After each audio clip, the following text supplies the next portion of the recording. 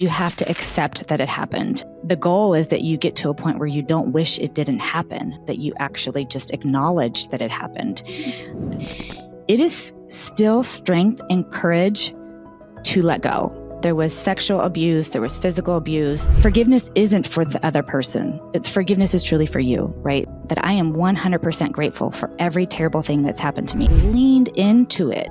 We lessen it. It lessens, it really does. And I'm not at all discounting pain. Please know that. So welcome, Shannon. I'm so excited to have you here today. I recently finished reading your book, Surrender, A Journey to Fulfilled Life. And I'm just really excited to hear from you some more insights and more about your background and your learnings and teachings. So welcome. Thank you. Thank you for having me. I'm excited to be here. Yeah, great. So to jump right in, tell me a little bit about your background and what inspired you to write this book. Probably, I'm going to try to shorten it. Otherwise, we'd be here till tomorrow. But right. Mostly, I think it started as I was going through my master's program for my mental health therapy program. And as I was going through that, it's a good idea if you're going to provide therapy for others that you also process your own stuff. And so one of my professors was like, if you have not been through therapy, you need to go through therapy before you start to offer therapy. And so I remember starting to go through some of my stuff that I had from childhood and being a young adult, and uncovering all of that was just an eye-opening experience in general, and processing it in a way that I could just observe it rather than continuously live through it. And then as I started working with patients, seeing that there's a lot of commonalities. There's just a lot of commonalities in humans of what we struggle with. The exact experience may be different, but what we are feeling is very similar.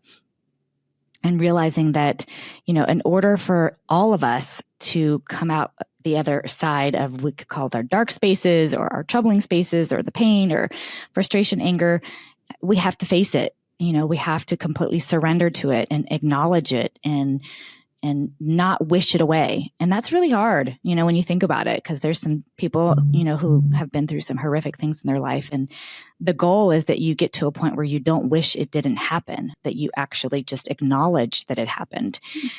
And which is a form of surrender and acceptance in some ways. Not acceptance as if I'll keep taking it, or I would allow it to happen again, or that you don't create boundaries because of it, but just an acceptance that it happened and a surrender to what's coming, next. And so that was kind of like the start of it, I guess you could say. And then it took me quite a few years to write it. But beautiful.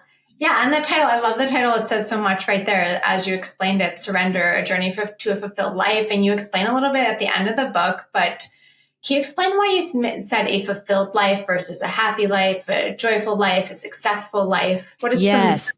First of all, those things are constantly changing, right? What makes you quote unquote happy today may not be the same thing in 10 years. It wouldn't have been what would have made you happy 10 years ago. And same for success. I mean, what is success? What's the measurement tool for it? That varies, right? And so instead, for me, it's more like fulfilled means I am in as they would say it in yoga terms, it's santosha too. It's like contentment. I'm content here. Doesn't mean I don't have goals. It doesn't mean I don't want to grow. It doesn't mean I'm not striving. It doesn't mean I don't have sad moments, excited moments. It just means I'm very content. I am what I am. I'm here, I'm present, I'm content. And so that space allows all of the feelings. You can be content and still be sad. You can be. You can be content and be joyful. And so, or fulfilled. It's very similar. They're sister words, we will call them.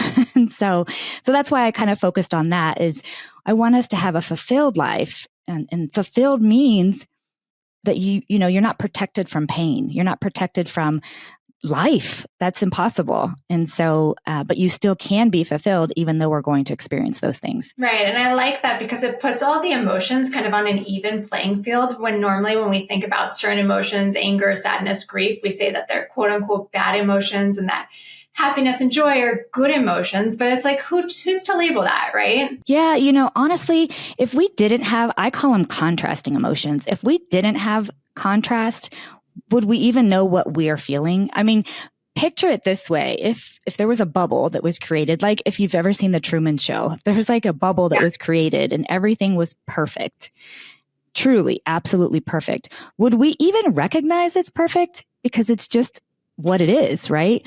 The only reason why we recognize true joy or true ecstasy or true anger even is because we've experienced the opposite. And so, yeah, I feel like all emotions, all experiences are part of the human experience. And truly without these experiences, I mean, we're really not fully living. Right. 100%. You can't have light without dark. You can't have day without night. So in your book, you talk a little bit about your awakening, but you don't go into a detail on what that is. So I'd love to hear more about what was your awakening? What brought you to that? Oh, so the big one probably, there was lots of little micro ones, but one that just really was a true physical shift is, and this can occur for someone, they could just have sleep and it happened. So I don't want people to think it was the thing that did it, but in my case, it happened to be, I was in Tulum, Mexico, and I did this, it's called a temazcal, but it's like a sweat lodge. Right. Okay. For layman terms, it's like a sweat lodge. And I went in it and I was like, oh, I've got this. I'm going to, I got this. And holy hell, if you've never been through a sweat lodge, a true traditional Mayan temazcal sweat lodge, it was very hard. And what I ended up facing in there more than anything was my ego. And I just really realized how much of my operating system was operating because of my ego response versus a heart response versus a love-filled response. And so me and my ego had a nice battle in that sweat lodge. And on the other side of it, it was super humbling. And that is really when my full surrender happened. Like, it is still strength and courage to let go. It is still strength and courage to allow. It is still strength and courage to ask for help. You know what I'm saying? Like those things that I was not allowing in my life and I was just trying to control everything. I came out of the other side of that saying, that's actually weakness versus, saying you need help versus allowing things to happen versus surrendering. So I would say that was one of the biggest catapults for my awakening, if you will. I've seen these sweat lodges and videos. I've never been in one myself. I honestly don't think I could physically handle it. Maybe that's my ego, but I'm just curious, what about the sweat lodge brought up your ego and like, why didn't you just run out the other direction? That's the ego. I do think that there are some people who probably it would be detrimental to their health to be in the sweat lodge. So just keep that in mind. This does depend on your body, and our body chemistries are so different. The way this particular one worked is the traditional, we had a medicine woman and they would chant and there was herbs involved and there was just an incredible experience. And every 15 minutes you would pass through another door, and you'd kind of have to experience it to know what that means. But every 15 minutes, essentially, they would add more heat to the space. And it already starts off at, I honestly don't know what temperature, but a temperature that already feels unbearable. So that by the time you're getting to your last door, I literally felt like my face was melting off. Oh, no. But the entire time I was letting my ego get in the way of like, well, there's still people in here, so I have to stay. There's no way I can get up because everybody else is here. And it literally is that, it's just that yuck, inside you that's just judging and competitive, and not in a competitive, healthy way either. And so me and that ego thought that whole presence literally battled the whole time, because it was the first time that I saw it for what it was. It was always operating. It was always happening. Subconsciously, it was always happening. But this is the first time it was like right here. It was almost like the dragon was right in front of me and we were fighting. And it was like, no, I need to leave this space. And the dragon was like, no, you don't, because you'll look bad. And I'm like, oh no, I can't handle this. You know what I'm saying? Like I was literally having this battle. But in the process of this battle, I was being aware of it happening. It was like, Shannon, you've been operating like this almost your entire life, and so it was dismantling, and you had plenty of time to dismantle in there because you practically couldn't think of anything else. And so that's kind of what was happening. Interesting. So I've never done a sweat lodge, but I have done spiritual medicines, for lack of better words. And sometimes you get insight, sometimes you don't, but afterwards there's always an integration process. So like, how did you take that learning and then apply it to your life? So I got the opportunity to take that, and over the course of the next 3 to 4 days, I really kind of just cried it out, journaled it out, prayed about it. I didn't really discuss it with anyone. It was just a total internal conversation that I had. And then it was like, okay, what could life look like if I didn't let that part of my ego be in charge? And I don't want to make it sound like ego is all bad, because nothing is all bad and nothing is all good, right? I mean, our ego also helps us to be competitive in a good, high-spirited way. But it really had me sit down and question, like, well, what could it look like if you wanted it to be different? What would that look like? And that's kind of how a lot of the book was born too, like big pieces of the book. It's like, well, what can you learn from this? What areas of your life have you recognized this? And then how could it look different? And so it was really just dismantling kind of my entire thought process and operating system prior to that moment. Yeah. In your book, you also mention a lot of tough childhood experiences. From what I see, you were a fulfilled, successful woman. How were you able to get past those really tough childhood experiences and maybe not being given the leg up that a lot of other people have? That's a really good question. And I got to take it back to the first thing is you have to accept that it happened. There was sexual abuse, there was physical abuse, there was just some traumatic things that I saw as a kid that I shouldn't have seen. So there's definitely a lot of things that occurred in my first few years as an adult, a late teen, and as an adult. I spent a lot of time being angry and bitter and resentful and wishing that it had been different. And when you're in that space, and I'm not saying that that's not okay, because it's okay, but when you stay in that space, then you're not accepting that it happened. You're constantly wishing it hadn't happened, and you cannot. It's almost like you're drinking poison, hoping that the person hurt you dies, right? And you're just constantly poisoning yourself. And so the first step is just accepting that it happened. It happened. Accept it fully that it happened, that you experienced those things. And then eventually you can get to the point of forgiveness, right? And forgiving the people that did what they did and the situations, or even your own behaviors or your own choices that you made in these situations or because of these situations. And so you get to forgiveness too, because forgiveness isn't for the other person. Forgiveness is truly for you, right? So it's acceptance, it's forgiveness, and then it's, what did I learn from it? How can I grow from it? How can I take this and help other people? Because that's one of, I think, the biggest gifts of trauma is that you now can be empathetic to people in a way that you wouldn't have been able to had you not experienced it. So, for instance, as a therapist, I was able to connect with my patients on a level that I would never have been able to connect with them had I not experienced the traumas that I had experienced. If I hadn't experienced those things and somebody comes into my office and says that they've had sexual abuse and I'd never ever experienced it at all, I'm not saying you still can't have sympathy. I'm not saying you still can't hurt from them. You can definitely connect some dots and create a safe space for them to share. But when you've actually experienced it, you have this incredible empathy and ability to connect and an ability to share space with someone so that they don't feel alone. And so taking the trauma and the past experiences and being able to then help other people is such a beautiful gift. And so then you truly can look at that and go, like, I can say today with zero hesitation that I am 100% grateful for every terrible thing that's happened to me. And I say terrible like this, right? Quote unquote, that's happened to me. And I don't wish it to be any different. I wouldn't be who I am. I wouldn't be the person I am, the mother I am, the wife I am, the woman I am, the businesswoman I am, the sister, the friend. I wouldn't be who I am today if I hadn't. Yeah, that's beautiful. If somebody is struggling with acceptance, what would be the first step you would tell them to start unraveling that? First, I would really honestly say, ask for help. Go see a professional, because one of the things that happens when we've experienced trauma is there's a lot of shame around it. And there's this whole, we don't want to share it with somebody that knows us if they don't know, right? There's just a lot of shame around it, and shame can really start to dig these deep holes and we bury it. And there's a really great book out there called The Body Keeps Score. And it really talks about this in a way that, And so, working with a professional allows you to open it up.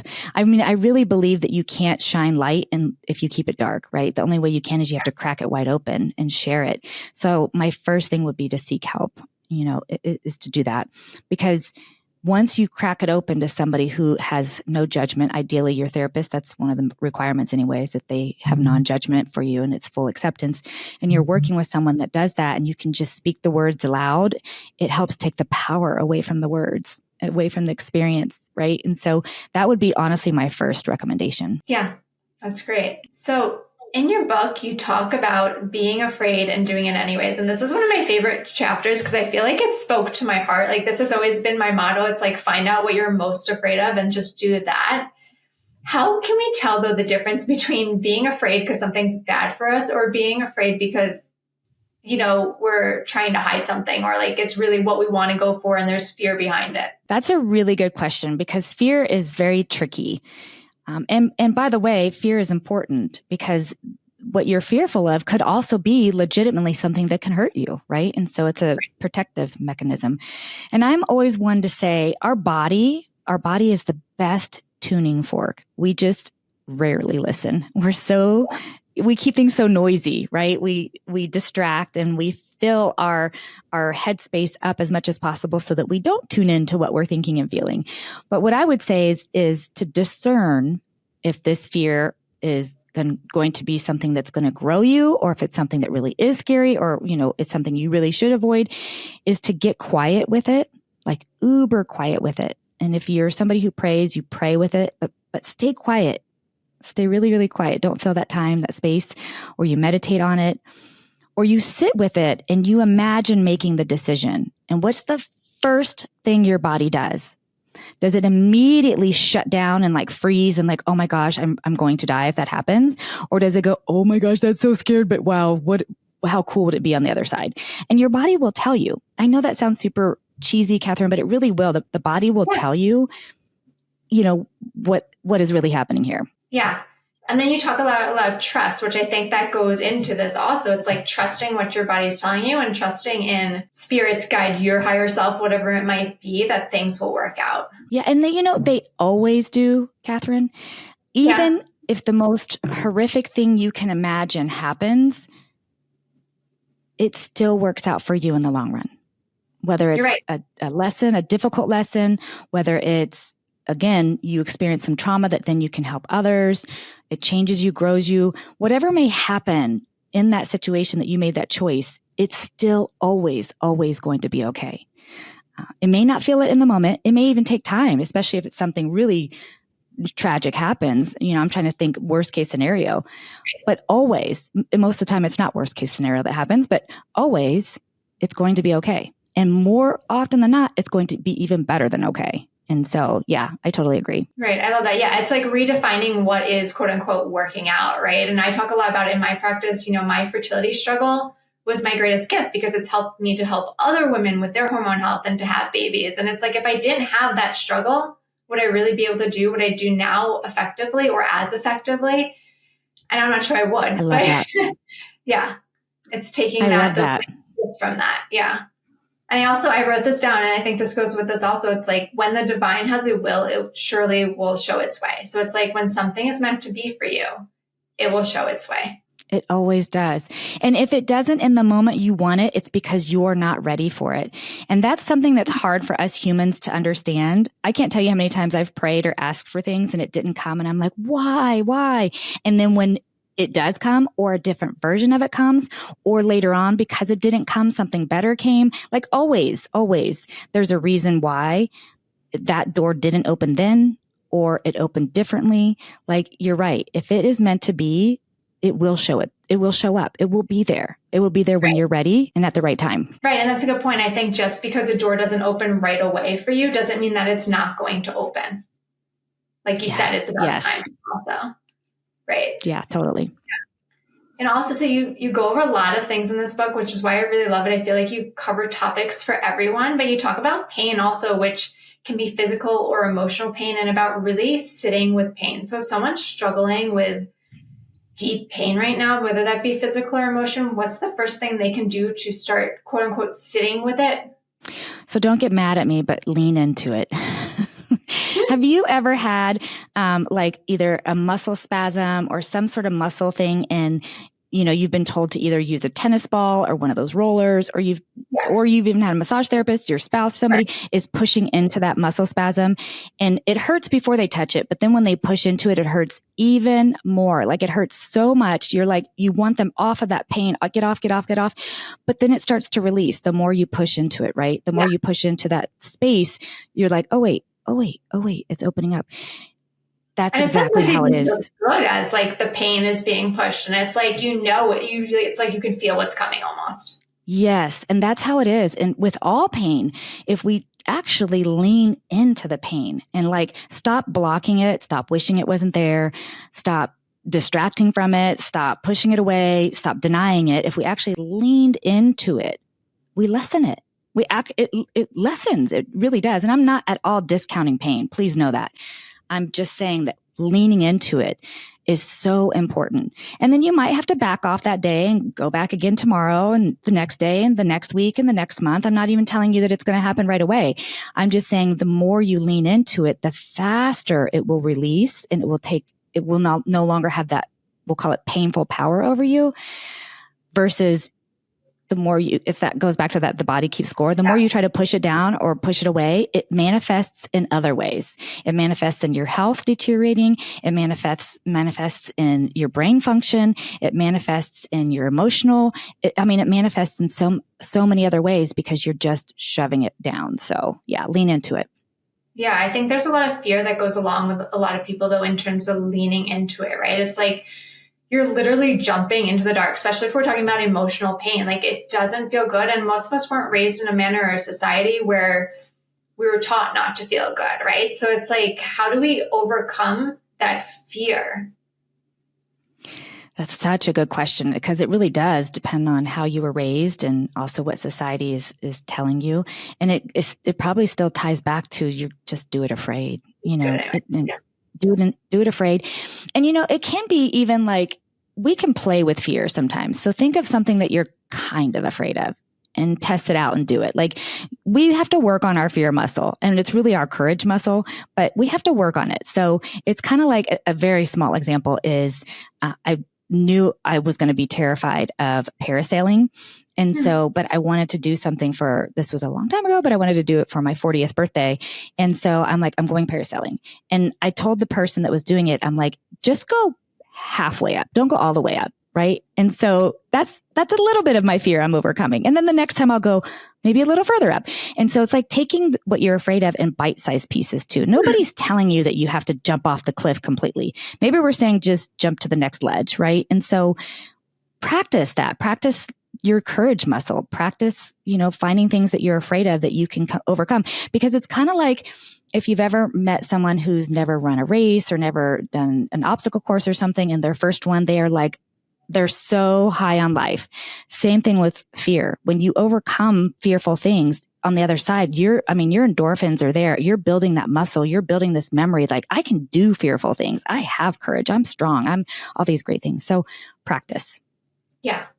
And I would dare to say practicing to learn to lean into fear and to lean into pain really is one of the most vital things that we can learn for our mental and physical health. I mean, when we don't lean into pain, that's what keeps us stuck in that trauma state. That's what keeps us stuck in that lack of acceptance, right? Because we haven't really processed what our body is feeling. That's exactly right.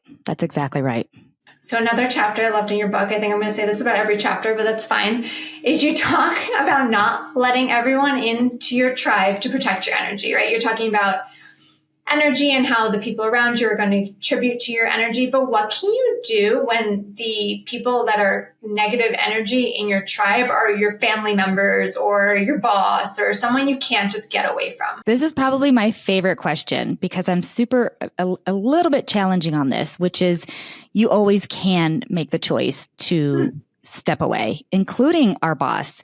And here, let me first start with that. If you have a job where your coworkers and your boss, or a combination, really suck the life out of you.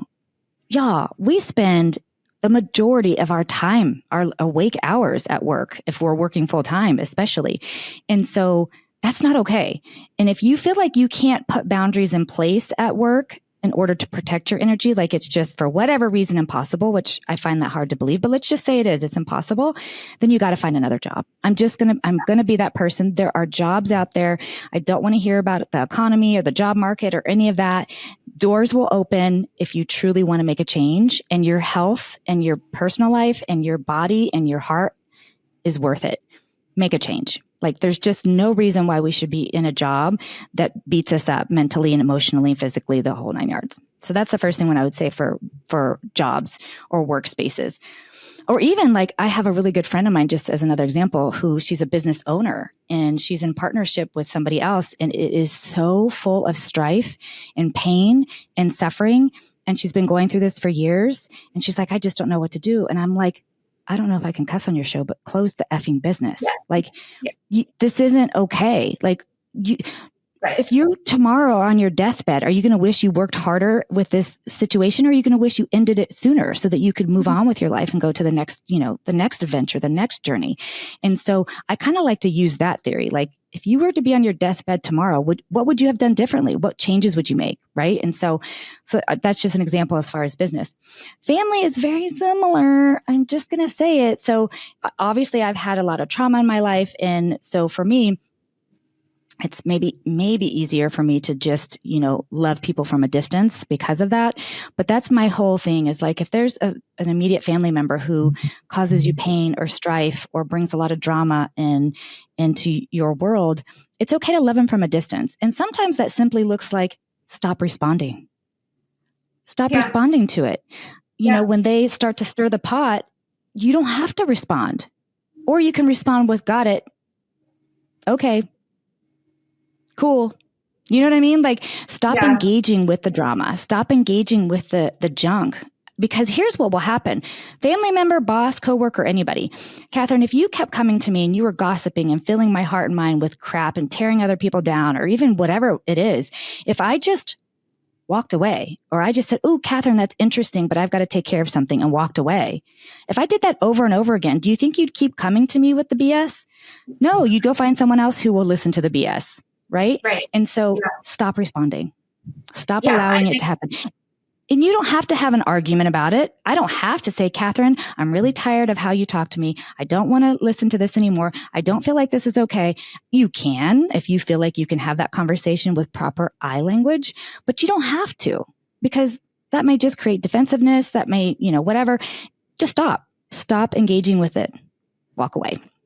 Yeah. I think a lot of times that's what stops people from that, and especially women, not to genderize, but especially women, is that we want to be polite, right? We're afraid of not being polite. We're afraid of hurting other people's feelings. We feel like we're responsible for other people's feelings. So it's really hard to overcome that in a lot of ways. Yeah, so true. And I also don't like to genderize because it can happen on either side of the fence, but we do tend to be a little bit more nurturing, which because of that, we then tend to cater more. But we also, women in general, like to talk. We actually like to talk more than men. Again, not all the time. There's exceptions to everything, but we do. And part of that is gossiping and judging and criticizing and all of those things that, just are not the funnest things. And so it's a matter of reprogramming our brain and behavior. And a really great book for that is called A Complaint-Free World. And it is so good. Because it really, really helps you with our communication and language that we use. And that also can help you with boundaries, and making sure that the right space, the right energy is around you.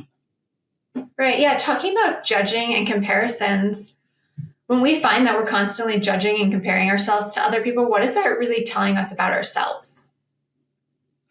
Yeah, we're projecting. We're experiencing some sort of lack in our thinking, that we lack something, that we, and sadly what it ends up doing is we end up turning it around and we try to tear somebody else down thinking that will make us feel better, whether we do it in our head or we actually verbalize it.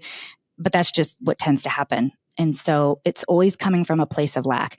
If you think about it this way, Catherine, think about somebody that you might know who is the sweetest, nicest, accomplished, quote unquote, successful person. I don't think you'll hear them tearing anybody down. They're just not. They're not in that headspace. And so the people, we'll call them the people at the top, but the top is whatever you imagine it to be. They're not tearing anybody down below them.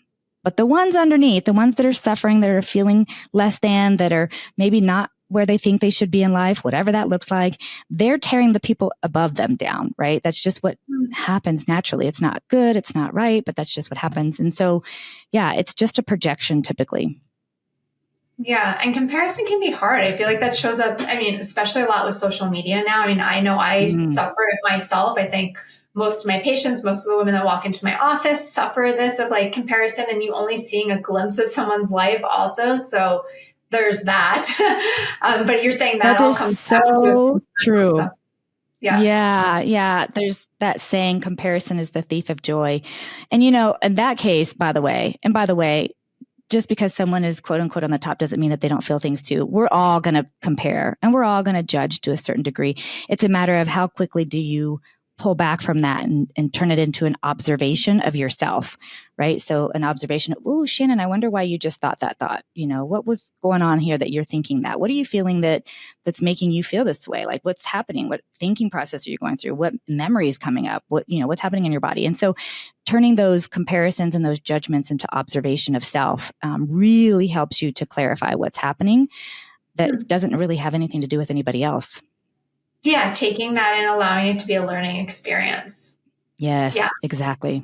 We touched upon this a little bit with pain, but so I've read a lot of self-help books and spiritual books and guidebooks and people's stories and journeys, and I love all those things. But this was the first time I think I actually read a chapter about silence. And that actually really spoke to me, especially in my work. It does come across in my work the same way that you mentioned, in your story. But how can people work with silence to better themselves? I just listened to a podcast today, and it was Ed Milet, if you're familiar with Ed Milet, and he had this gentleman on the show. Jefferson is his first name, and I can't remember his last name right now.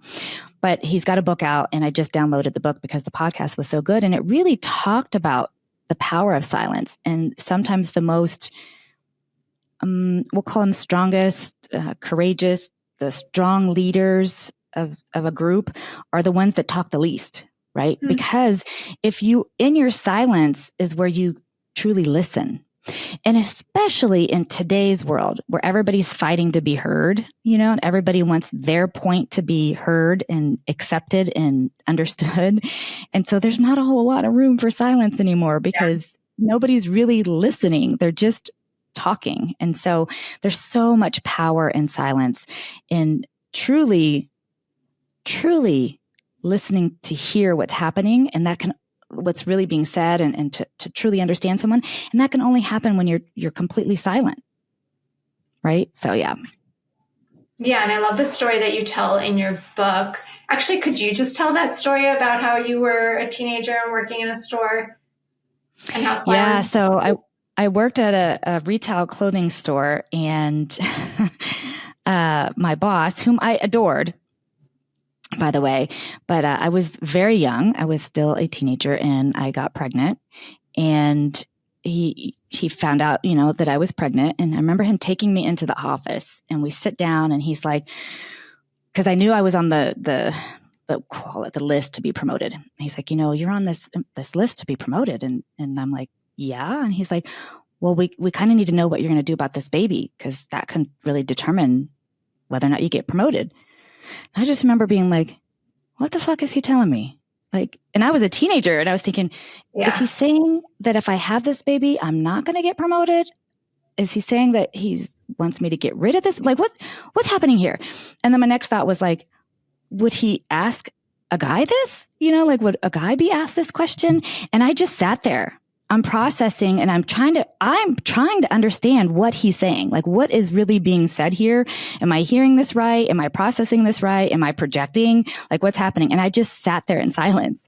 And then he turns around and he goes, you know what? It doesn't matter. Just know that we're here to support you. And like, it flipped around, but I don't know that it would have if my first reaction would have been, what the fuck are you saying? Right. No, I was just saying that's like the silence gave him a chance to hear his own words. Yeah. And that's the beauty of it. So not only do you get a chance to process what someone's saying and kind of turn it through a couple different ways, but it absolutely gave him an opportunity to hear what he was saying too, and who he was saying it to. and how that was being received. And so there's so much power in silence. And I do want to say that he was such a great boss. I'm sure that was just a lot of, we'll call it old machismo thinking, because this was many decades ago. And, right. you know, it was beautiful of him to be able to realize it. And he ended up supporting me throughout the pregnancy, and I did get promoted, and it was great. But that silence, if I had filled it right away, not only would he not have heard what he said, but it could have been really detrimental to the relationship, to my psyche, to the future. I can't imagine how it could have turned in a different direction. Yeah.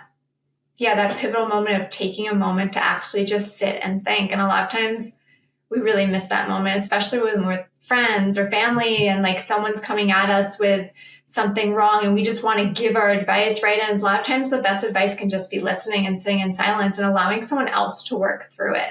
I love that you said that, because we also live in this world that we immediately want to be offended. You know, I'm sure people listening to my story was thinking, oh my gosh, how, because I was like, how dare when he? I read it, that's yeah. Yeah. And we immediately went, and part of it is beautiful because it's like defending us and, you know, wanting, and I get that. But I think sometimes the silence also allows to actually hear the heart. Like what's really meant here. And especially if it's someone you care about and you know, and you have a relationship with, but even let's extend that grace to strangers, at least once, right? At least once, let's extend that grace. Now, if they abuse that grace, then you know, okay, then we need to move on from this relationship. It's not somebody we want in our life and whatever.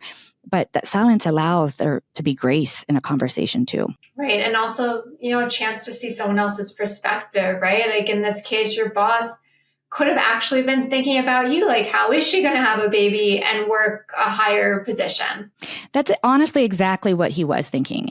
And I think he was trying to be open-minded, like, you know, abortions or adoptions happen. Maybe that is what she's considering, or, you know, whatever. Like, I think he was just truly trying to understand what my decision-making was going to be so that he knew how he and the company could support me. And if he wasn't thinking that, he quickly did think that, because I could tell that's the direction it ended up anyway. And he got there all on his own. And so I agree with you. Like, sometimes what we hear isn't actually what we're hearing without just being quiet and processing it for a minute. So yeah, you're so right. Right. Yeah. So at the end, towards the end of the book, you talk about finding love, right? Whenever anything that's going on, turning to love. When someone has had a lot of their pain in their life, I mean, in some sense, you had as a child, or even is currently undergoing a lot of pain, how can we turn to love? How can we even see what love is at that point? There's, for at least most humans, I don't want to say everyone, but for most humans, we have felt love in some way, right? We've felt it somehow, some way, in some gesture, some experience, some word, a relationship. We felt love. And so it's kind of like tapping into that.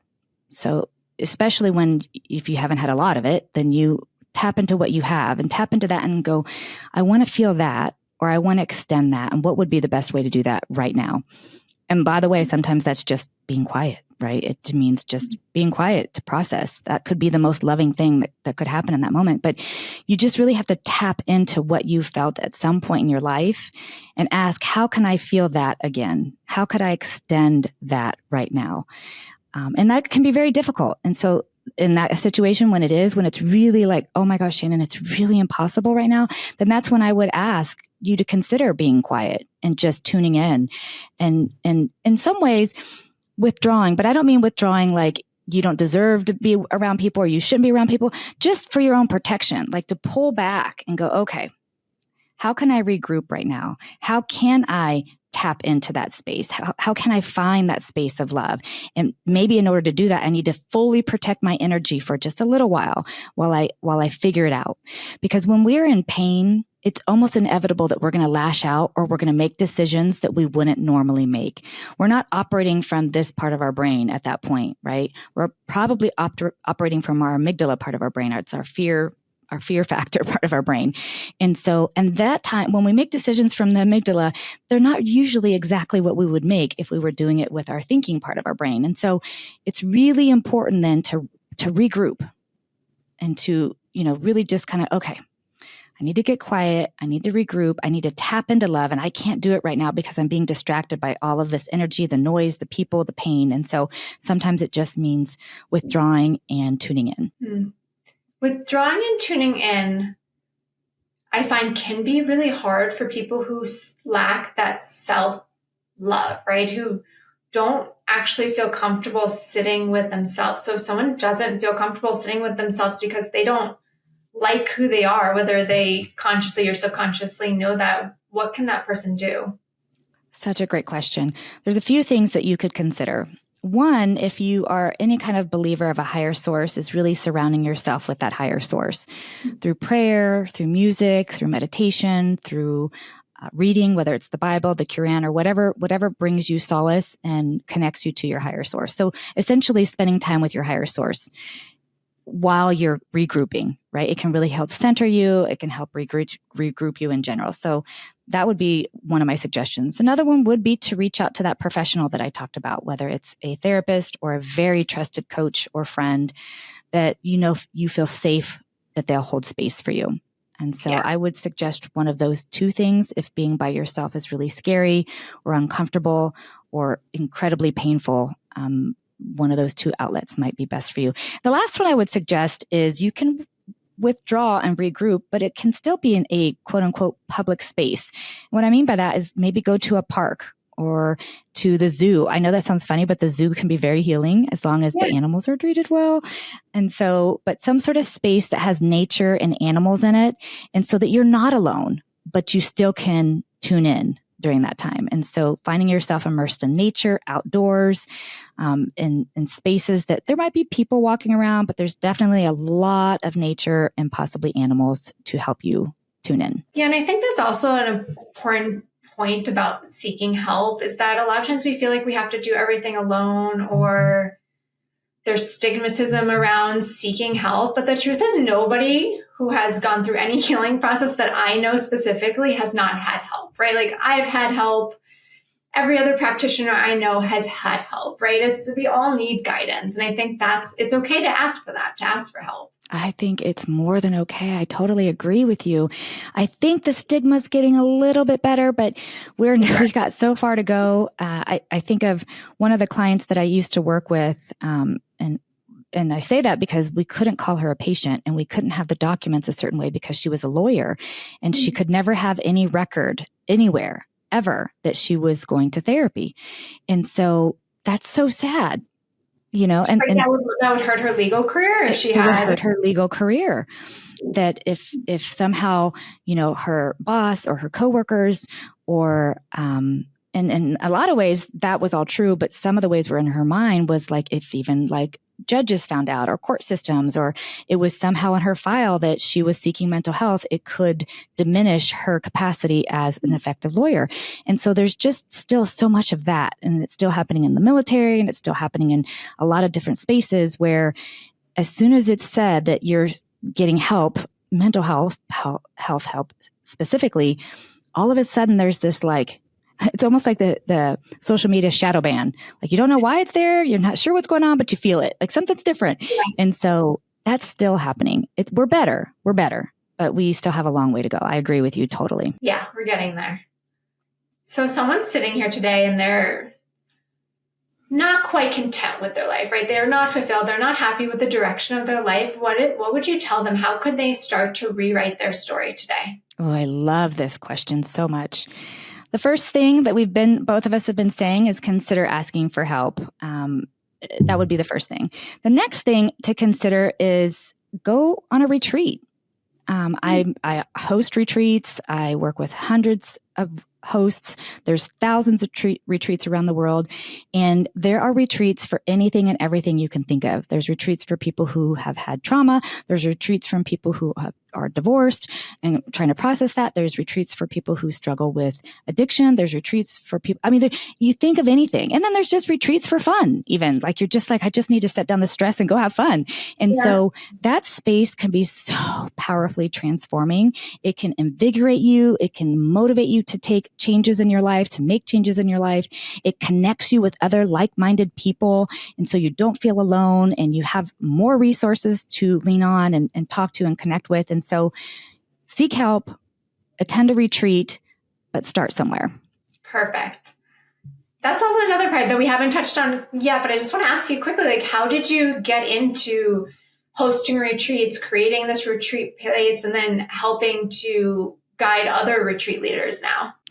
It really started because that theme I was talking about that I was seeing from my life to other people's lives, I was seeing it over and over again. And in a 1-hour session, as you know, there's only so much you can accomplish, even if you're just doing it 1 hour a week. By the time you get to the next week, it's like so many other things have happened. We barely got to scratch the surface from the last thing we talked about. And so a retreat space allows you to really, truly get out of your way. You remove yourself from your day-to-day chores, your day-to-day to-do list, your day-to-day labels. You get to put everything down and completely immerse yourself in the experience and learning and growing and implementing tools that you want to implement, right? And so I started doing it that way. Originally, they were like mostly for health and wellness and healing and people who needed that therapeutic space. And eventually now they're more like anybody who struggles with stress, come on my retreat and we're going to teach you stress reduction tools and we're going to have fun and we're going to maybe even shoot guns, ride horses, do some really fun stuff while we're learning how to do a nice hard reset for ourselves. And so it just kind of transformed over the last 15 years that way. And about 5 or 6 years ago, I started helping other retreat leaders host their own retreats because we need more and more spaces like this. And if there's one shitty wrapped gift from COVID is that it allowed us to look at our life and go, okay, what kind of changes do I need to make in order to feel really good or to be content, right? And so that opened up the floodgates for retreats to start occurring all around the world, yet at a more higher level than they were before. And so there are retreats for everyone on anything you can think of. And it is such a great space to start or encourage a transformation or a journey that you're trying to make. That is amazing. And if anyone is listening and thinks, oh, I don't have time to go to a retreat, I don't have space to go to a retreat, that is a sign that you need to go to a retreat. I agree. It's kind of like that old saying that, you know, meditation is such a powerful tool. And if you ever think, I don't have time to do a 5-minute meditation, then you probably need to do an hour meditation. Yeah. And so, yeah, I totally agree with you. Amazing. So if people want to find your retreat centers and learn more about their retreats, how can they find you? Super easy. Just go to mindbodycomplete.com. Amazing. And if people are interested in reading your book, where can they find that? And I do highly recommend anyone who feels slightly unfulfilled or feel like they're going through something or searching for something to read Shannon's book. It's called Surrender, Journey to Unfulfilled Life. Where can they get that?